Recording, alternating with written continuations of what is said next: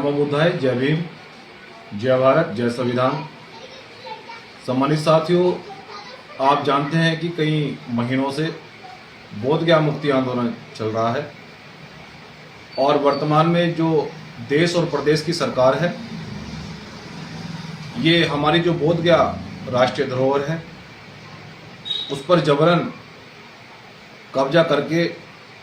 सत्ता संरक्षण में उसको हथियाना चाहते हैं,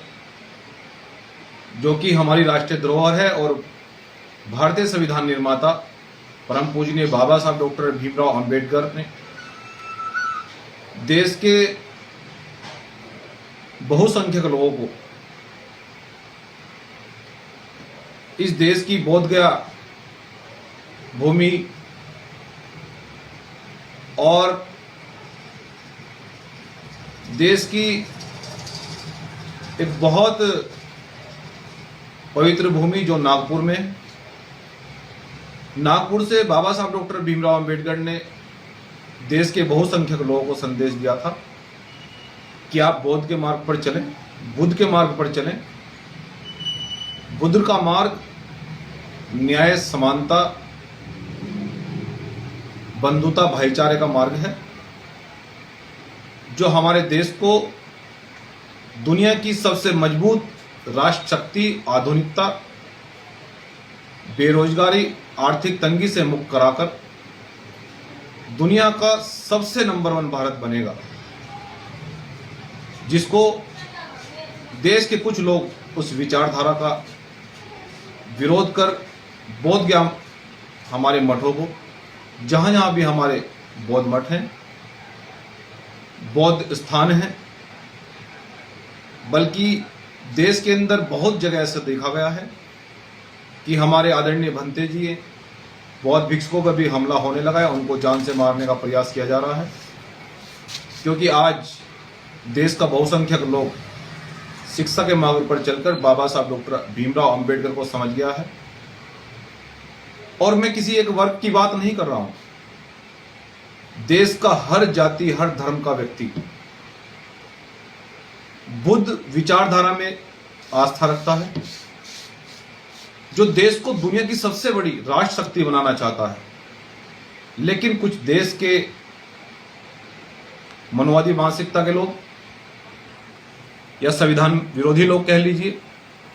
वो लोग बाबा साहब डॉक्टर भीमराव अंबेडकर के बताए हुए मार्ग का बाधा बन रहा है,